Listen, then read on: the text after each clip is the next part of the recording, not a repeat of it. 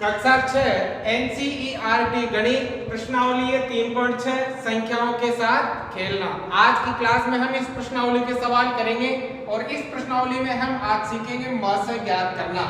म से बोले तो महत्तम समापवर्तक या अंग्रेजी में शॉर्ट में बोलते हैं HCF। HCF की फुल फॉर्म होती है हाईएस्ट कॉमन फैक्टर, मतलब महत्तम समापवर्तक। शॉर्ट में क्या बोलते हैं? मासा बोलते हैं। तो ये जो आप सीख रहे हो छोटी छोटी चीजें, ये आपके आने वाली क्लासों के लिए बहुत ही महत्वपूर्ण है। तो इनको आप ध्यान पूर्वक समझे, अच्छे से समझे, ताकि आप आगे आने वाले समय में आपको किसी भी प्रकार की समस्या का सामना नहीं करना पड़े। तो देखो बेटा, मासा हम किस प्रकार से ज्ञात करते हैं। जैसे ये नंबर है 18 और 48 का मासा ज्ञात करना है। तो मासा ज्ञात करने के लिए सबसे पहले आपको करने हैं अभाज्य गुणनखंड। क्या ज्ञात करने हैं? अभाज्य गुणनखंड, जो मैंने पिछली क्लासों में आपको अच्छे से सिखाए हैं। अभाज्य गुणनखंड निकालेंगे 18 और 48 का, दोनों का अलग अलग अभाज्य गुणनखंड निकालेंगे। सबसे पहले हम निकालेंगे 18 के अभाज्य गुणनखंड, ठीक है ना। अब बताओ सबसे पहले 18 में किसका भाग जाएगा? 2 का जाएगा। बताओ कितनी बार? 9 बार। अगर आपको ऐसे भाग नहीं आता तो भाग देके देख लो। 18 में 2 का भाग लगाना है, 9 दूनी 18, 9 बार जाता है। अब बताओ 9 में किसका भाग जाएगा? 9 में भाग जाएगा आपके 3 का। 3 तिया 9, 3 बार। अब 3 में किसका जाएगा? 3 का कितनी बार? 1 बार। तो ये हमने गुणनखंड कर दिए किसके? ये 18 के। अब इसी प्रकार 48 के भी गुणनखंड करने हैं, अभाज्य गुणनखंड, ठीक है। अब बताओ 48 में किसका भाग जाएगा? 2 का। पीछे 8 आ रहा है तो 2 का भाग जाएगा। 2 दूनी 4 और 2 चौका 8, 24 बार। फिर किसका जाएगा? 2 का, ठीक है। देखो 2 एकम 2, 2 दूनी 4। फिर किसका जाएगा? 2 का। कितनी बार? 2 का भाग 6 बार। फिर 2 का भाग 3 बार। फिर 3 का भाग 1 बार। ये हमने इनके अभाज्य गुणनखंड कर लिए। अब यहाँ लिखेंगे, देखो 18 के जो अभाज्य गुणनखंड बने वो क्या बने? 2 गुणा 3 गुणा 3, ठीक है। 2 गुणा 3 गुणा 3। अब 48 के गुणनखंड क्या बने? 48 के गुणनखंड बने आपके 2 गुणा 2 गुणा 2 गुणा 2 गुणा 3, ठीक है। अब आपको क्या करने हैं? इनके सार्व गुणनखंड निकालने हैं। इनके क्या निकालने हैं? सार्व गुणनखंड। जो कैसे? मतलब ऐसा गुणनखंड देखो तो दोनों में आ रहा हो, दोनों में एक ही हो। देखो 2 यहाँ भी है और यहाँ भी है, मतलब ये हो गया। तो ये वाला लेना है आपको, ठीक है। 3 यहाँ है, यहाँ देखो ये रहा। 3 यहाँ भी है और 3 यहाँ भी है, मतलब आपको ये 3 भी लेना है, ठीक है। अब 3 यहाँ है, बाकी नीचे नहीं है। 2 यहाँ है, ऊपर नहीं है। दोनों में समान केवल 2 इंटू कितना? 3 है। तो बताओ 3 दूनी कितना हो गया? 3 दूनी हो गया आपके 6। तो बताओ जो इसका म से आया वो कितना आ गया? वो आ गया आपके 6। आ गया समझ में? तो म से कितना हो गया? 6। कैसे निकाला? पहले 18 के अभाज्य गुणनखंड किए, फिर 48 के अभाज्य गुणनखंड किए, दोनों के अभाज्य गुणनखंडों को यहाँ लिखा। अब दोनों के अभाज्य गुणनखंडों में जो संख्या समान हो, जैसे 2 इसमें भी है, 2 इसमें भी ले लिया, 3 इसमें भी है, 3 इसमें भी है, ले लिया। दोनों को गुणा किया, कितना आ गया? 6। और ये 6 ही क्या कहलाएगा? आपका म से कहलाएगा। क्या कहलाएगा? म से। इसकी परिभाषा क्या होती है? म से दी हुई संख्याओं का म से, दी हुई संख्याओं का म से वह बड़ी से बड़ी संख्या है जो दी हुई संख्याओं को पूरी बार विभाजित करती है। मतलब 6 का भाग 18 में भी जाएगा और 6 का भाग 48 में भी जाएगा। और 6 बड़ी से बड़ी संख्या है, इससे बड़ी कोई संख्या नहीं है जो इन दोनों को क्या करे? विभाजित करे। आगे समझ में? दूसरा देखो ये वाला B, 30 और 42 का HCF ज्ञात करना है म से। तो सबसे पहले तो हम क्या करेंगे? 30 के अभाज्य गुणनखंड करेंगे। पीछे 0 आ रहा है, किसका भाग जाएगा? 2 का। 2 का भाग कितनी बार? 15 बार। भाग देके देख लेना। 2 एकम 2, 1 बच गया, 10 हो गया, 5 दूनी 10। अब पीछे 5 आ गया, किसका भाग जाएगा? 3 का। 3 5 15। अब किसका जाएगा? 5, 5 एकम 5 हो गया। अब इधर 42 के करेंगे। 42 में पीछे कितना आ रहा है? 2, मतलब किसका भाग जाएगा? 2 का। 2 दूनी 4, 2 एकम 2 हो गया। अब पीछे 1 आ रहा है, किसका भाग लगा सकते हो? 3 का, ठीक है ना, क्योंकि 2 और 1 कितना होता है? 3, तो 7 3 21, फिर 7 एकम 7, तो 30 के जो अभाज्य गुणनखंड बने वो क्या है? 2 गुणा 3 गुणा 5। 42 के अभाज्य गुणनखंड बने जो क्या है? 2 गुणा 3 गुणा 7, ठीक है। अब आपको निकालना है मासर। क्या निकालना है बेटा? मासर। अब मासर देखो वही बताया मैंने, इन दोनों में जो संख्या समान हो, जो गुणनखंड समान हो, देखो 2 यहाँ भी और 2 यहाँ भी है, ये 2 गुणा 3 इसमें भी है, 3 इसमें भी है, ये है 3, 5 यहाँ है और 7 यहाँ है, अलग अलग है दोनों, बस ये दोनों लेंगे। 3 दूनी कितना हो गया? 6, तो इसका मासर भी कितना आ गया आपके? 6 आ गया। अब देखो ये सी वाला भी ऐसे ही निकालना है, पहले 18 के टुकड़े करो। देखो ये कर रखे मैंने, कर रखे ना, 18 के करेंगे टुकड़े, तो 2 का भाग 9 बार, 3 का भाग 3 बार, 3 का भाग 1 बार, ठीक है। अब 60 के भी टुकड़े करो, यानी कि अभाज्य गुणनखंड कर लिया। पीछे 0 आ रहा है तो 2 का भाग जाएगा 3 दूनी 6, फिर 2 का जाएगा 15 बार, फिर 3 का जाएगा 5 बार, फिर 5 का जाएगा 1 बार, हो गया। अब यहाँ लिख लेंगे 18 के गुणनखंड कितने बने? 2 गुणा 3 गुणा 3। 60 के गुणनखंड क्या बने? 2 गुणा 2 गुणा 3 गुणा 5, ठीक है। अब हम इनका क्या निकालेंगे? मासर निकालेंगे। क्या निकालेंगे बेटा? मासर या HCF कह सकते हो। जो समान संख्या दोनों में आए, दोनों में जो एक ही नंबर होता है, जैसे 2 दोनों में है तो ये 2 ले लेंगे, इंटू 3 इसमें है और इसमें भी है दोनों में 3, तो ये 3 ले लेंगे, ठीक है, ये 3 आ गया। अब 3 इसमें और इसमें नहीं है, 2 उसमें नहीं है, बस ये 2 ही संख्या समान है, तो 3 दूनी कितना आ गया? 6, तो इसका भी मासर आपके कितना आ रहा है? 6 आ रहा है। आगे समझे? अब देखो ये वाला पहले 27 है, 27 के टुकड़े कर दो, 27, ठीक है, गुणनखंड करेंगे। अब देखो पीछे 7 है, मतलब 2 का तो भाग जाएगा नहीं, 3 का, 3 के पाड़े में 27, हाँ आता है, 3 का जाएगा, 3 9 27, 9 बार जाएगा ना। अब फिर इसमें 3 का, 3 तिया 9, फिर 3 एकम 3, ऐसे, ठीक है। अब 63 के करेंगे, ये 63, देखो पीछे 3 आ रहा है, 2 का तो जाएगा नहीं, 3 का देना पड़ेगा, 3 का, 3 दूनी 6, 3 एकम 3। अगर आपको ऐसे डायरेक्ट भाग लगाना नहीं आता है ना, तो वो भाग करके देख लेना है, ठीक है ना। ऐसे आएगा तो बहुत अच्छी बात है, जल्दी कर पाओगे, ठीक है बेटा। अब 21 है, पीछे 1 आ रहा है, तो वापस किसका जाएगा? 3 का, 3 7 21, 7 बार, 7 एकम 7 1 बार। आगे अब इधर लिख लेंगे 27 के अभाज्य गुणनखंड क्या बने? 3 × 3 × 3। 63 के अभाज्य गुणनखंड क्या बने? 63 के 3 × 3 × 7, ठीक है। अब हमें क्या ज्ञात करना है? मासर ज्ञात करना है। मासर बोले तो सार्व गुणनखंड, जो दोनों में एक हो। 3 दोनों में है, ले लिया, 3 दोनों में है, ले लिया, अब दोनों में नहीं है, तो 3 तिया कितना हो गया? 9 आ जाएगा इसका आंसर, आ गया। अब देखो अगला ई वाला, ये 36 और 84 है, पहले 36 के टुकड़े करो, अब बाकी गुणनखंड करने हैं 36 के। बताओ पीछे 6 आ रहा है, 2 का भाग जाएगा, 2 का, 2 एकम 2, 1 बच गया, 16 हो गया, 8 दूनी 16, 18 बार, तो फिर पीछे 8 आ रहा है, मतलब 2 का जाएगा, 9 दूनी 18, 3 का, 3 तिया 9, 3 एकम 3। अब 84 के निकालो, 84 में देखो पहले किसका भाग जाएगा? आपके 4 आ रहा है ना, तो 2 का, 2 चौका 8, 2 दूनी 4, फिर 2 का, 2 दूनी 4, 2 एकम 2। अब 21 में देखो बार बार दे रहे 3 का, 7 तिया 21, 7 एकम 7, हो गए।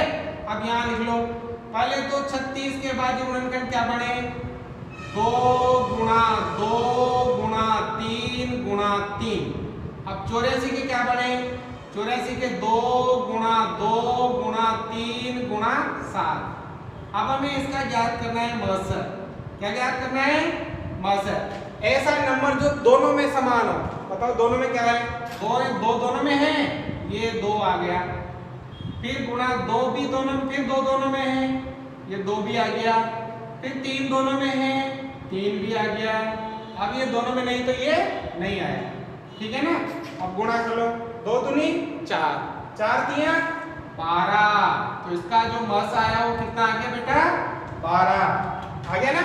अब देखो ये F वाला, यहाँ भी ऐसा ही है, पहले 34 के गुणनखंड करो, बाजू गुणनखंड 34, ठीक है ना। पीछे 2 4 किसका भाग देगा 2 का, 2 एकम 2, 1 बच गया, कितना हो गया 14, 7 दूनी 14, 17 भाग, 2 का भाग 34 में 17 भाग, 2 का भाग देने का मतलब है संख्या का आधा हो जाता है, 34 का आधा हो जाएगा 17, ठीक है ना। अब 17 में किसका भाग जाएगा, 17 किसी के पाड़े में आता है क्या, केवल 17 के में आता है, 17 एकम 17, एक बार। अब 102 है, 102 पीछे आ रहा है 2, मतलब 2 का भाग जाएगा, 2 का, 5 दूनी 10 और 5 दूनी 10 हो गया, और 2 एक 2, 51 बार। अब पीछे कितना आ रहा है 1, तो 3 का जा सकता है, देखो 5 और 1 कितना होता है 6, 6 में 3 का जाता है, तो 51 में किसका जाएगा 3 का जाएगा, 3 एकम 3, 2 बच गया, कितना हो गया 21, 7 तिया 21, 17 बार। अलग भाग दे लेना अगर नहीं आ रहा हो तो। 17 में किसका 17 का कितनी बार 1 बार, आगे समझ में। अब यहाँ लिखेंगे पहले तो 34 के बाद गुणनखंड क्या बढ़े 2 गुणा 17। अब 102 के बाद गुणनखंड क्या बढ़े 2 गुणा 3 गुणा 17। अब हमें ज्ञात करना है मसल, मतलब सार्व गुणनखंड, ठीक है ना। तो दोनों में कौन आ रहा है 2 आ रहा है, ये ले लिया, 3 तो आ ही नहीं रहा, 17 आ रहा है, हाँ आ रहा है, ये ले लिया। अब हमें दोनों को गुणा कर देंगे, 7 दूनी 34, तो मसल कितना आ गया इसका 34। अब देखो जी वाला, ये तो कि दो संख्या है।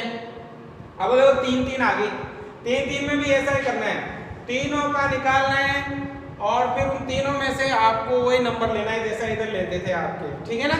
इसे करके देखते हैं। सबसे पहले है 70 के बाद गुणनखंड करो, बताओ 70 का भाग 70, पीछे 0 आ रहा है, किसका भाग जाएगा 2 का, आधा कर लो 70 का, कितना होता है 35, 2 का भाग 2 कितनी बार जाएगा 35 बार। अब पीछे 5 आ रहा है, तो 3 का देखो 3 और 5 8 में 3 का भाग नहीं जाता, इसमें भी नहीं जाएगा। भाजकता के नियम जो पढ़ाए थे वो ध्यान दो आप। पीछे 5 है तो 5 का जाएगा, 5 7 35, 7 एकम 7, तो ये हो गया आपके गुणनखंड।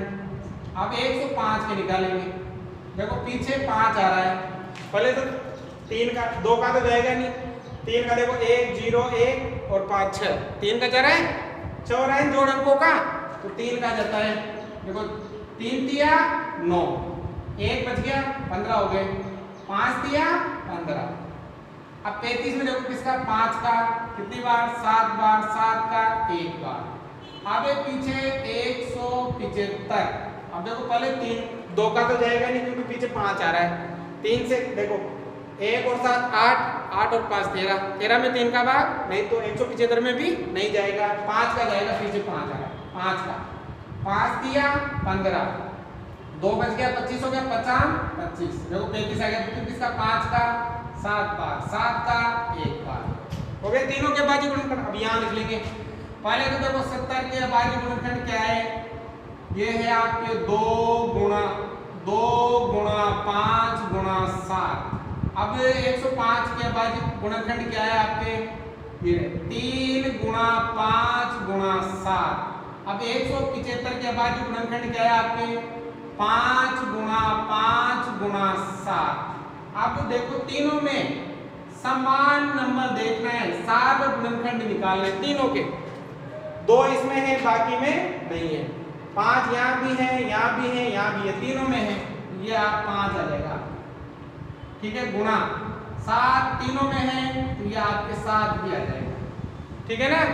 7 पंजे कितना हो गया 35, तो इसका आंसर आ जाएगा आपके कितना 35। आगे समझ में। अब देखो ये वाला, यहाँ भी आपको सेम ऐसे बनाना है।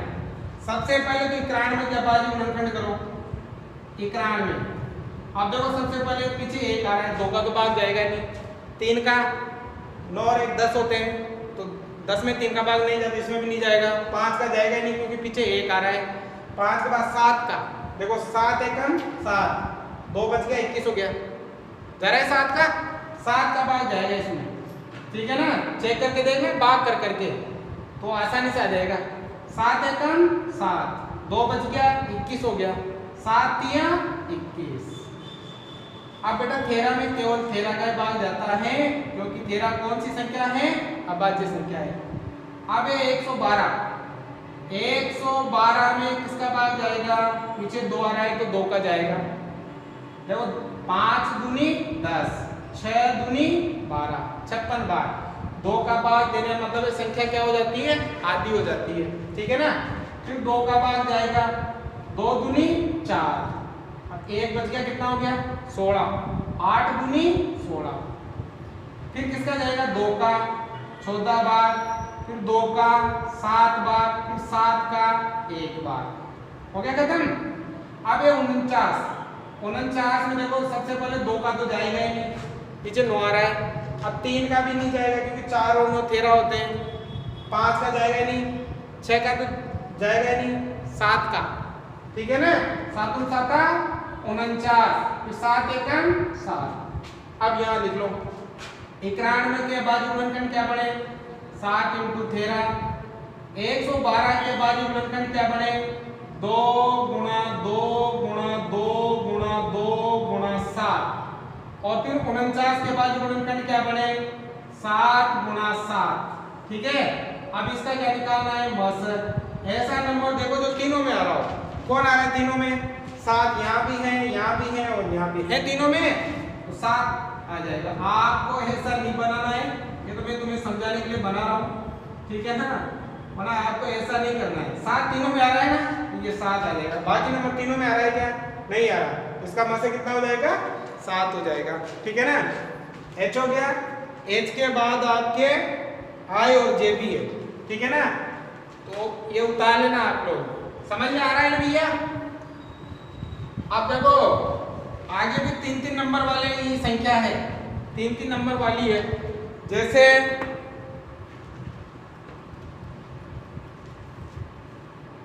देखो H के बाद I,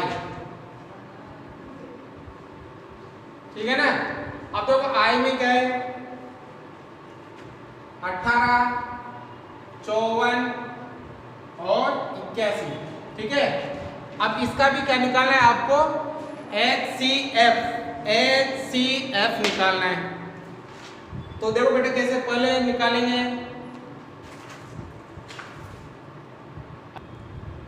18 के अभाज्य गुणनखंड करेंगे पहले। देखो ये आपके 18, बताओ सबसे पहले किसका भाग जाएगा, 2 का, कितनी बार, 9 बार। फिर 3 का 3 बार, 3 का 1 बार। अब इसी प्रकार 54 के बाद गुणनखंड करेंगे, 54 के 2 का आधा कर लो 27, 3 का 9 बार, फिर 3 का 3 बार, 3 का 1 बार।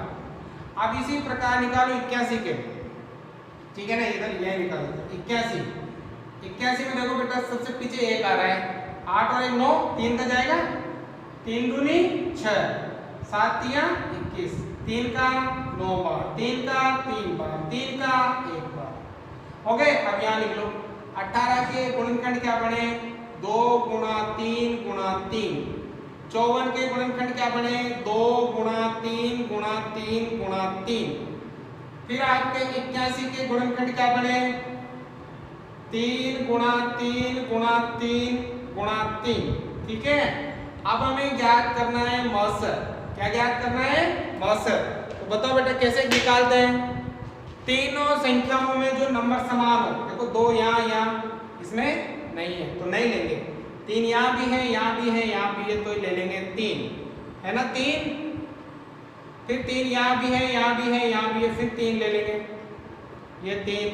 अब देखो ये नहीं है तो 3 3 कितना हो गया, 9, ये आ जाएगा इसका आंसर।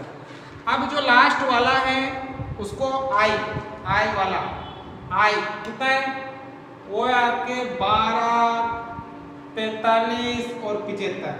इसका आप लोगों को निकालना है और मुझे कमेंट करके इसके उत्तर बताने किसका HCF कितना आएगा ये आपको निकालना है। ठीक है, बता रहा। दूसरा सवाल है निम्न का मस क्या है। आपको इनका मस याद करना है। देखो सबसे पहले है दो क्रमांगत संख्याएं। क्रमांगत का मतलब होता है रेगुलर, जैसे 1 2 3 4 5 6 7 8 9 10 ऐसे रेगुलर जो संख्याएं हैं उनका मस क्या है। जैसे मान लो दो संख्याएं कोई सी भी बना सकते हो, जैसे 1 और 2। ठीक है, अब इनका मस क्या होगा। क्रमांगत मतलब रेगुलर, जैसे 3 4 रख लो या 6 7 रख लो, कोई सी भी दो संख्या रखनी है आपको। ठीक है ना, जैसे मैंने 1 2 रख ली। अब इनका मस निकालना है। तो देखो इनका मस कैसे निकलेगा। सबसे पहले तो इनके गुणनखंड करेंगे। देखो 1 के गुणनखंड क्या होंगे, 1 ही होगा। ऐसे लिख सकते हो 1 × 1 1 ही होता है। 2 के गुणनखंड क्या होंगे, ये होंगे आपके 2 × 1 ये होता है। ठीक है ना। आप बताओ हमें निकालना है इनका मस। बताओ दोनों में ऐसा नंबर जो दोनों में एक जैसा हो। 1 है ना, 1 दोनों में आ रहा है, इसका मतलब मस कितना हो गया, 1 हो जाएगा इसका आंसर। तो दो क्रमांगत संख्याओं का मस कितना होगा, 1। अगर यहाँ देखो कोई और नंबर लेके देख सकते हो, कोई सा भी नंबर हो वो आप कर सकते हो। जैसे मैंने ले लिया यहाँ पर आपके 8 व 9। अब इनका मस निकालना है। पहले 8 के गुणनखंड करो। 8 में किसका बार है, 2 का 4 बार, फिर 2 का 2 बार, 2 का 1 बार। ठीक है, अब 9 के टुकड़े करो। 9 में 3 का 3 बार, फिर 3 में 3 का 1 बार। तो 8 के गुणनखंड क्या बने, ये बने आपके 2 × 2 × 2। 9 के गुणनखंड क्या बने, 3 × 3। क्या निकालना है, HCF मतलब मस। ठीक है ना। बताओ दोनों में क्या नंबर समान है, कोई समान नहीं है ना। जब कोई समान नहीं होता है तो हमेशा आपका मस होता है 1, क्योंकि मैं इसका गुणनखंड 1 लिख सकता हूं और इसका भी 1 लिख सकता हूं। 1 को किसी भी संख्या से गुणा करने पर कोई फर्क नहीं पड़ता है। आगे समझ में। और देखो बी वाला दो क्रमांगत सम संख्याएं, इनका भी मस निकालना है। सम मतलब जिसमें 2 का पूरी बार भाग जाता हो। जैसे पहली क्रमांगत सम संख्या 2 4 6 8 है ना, ऐसा 10, कोई सी भी दो लेनी है। जैसे मान लो ये दोनों ले लो, या ये दोनों ले लो, या ये दोनों ले लो क्रम से। जैसे मान लो मैंने ले लिया 4 और 6। ठीक है ना, 4 और 6 ले लिया, रेगुलर है, क्रम से है। पहले इसका टुकड़े करो। 4 2 का बार 2 बार, 2 का बार 1 बार। अब 6 के टुकड़े करो। 2 का बार 3 बार, 3 का बार 1 बार। यहाँ लिखो 4 मतलब 2 × 2, 6 मतलब 2 × 3। क्या निकालना है, मस। दोनों में समान नंबर 2, तो इसका मस कितना आ जाएगा, 2 आ जाएगा। ठीक है ना। दो क्रमांगत विषम संख्याएं, विषम मतलब 1 3 5 7 9, जिसमें 2 का पूरी बार भाग नहीं जाता है।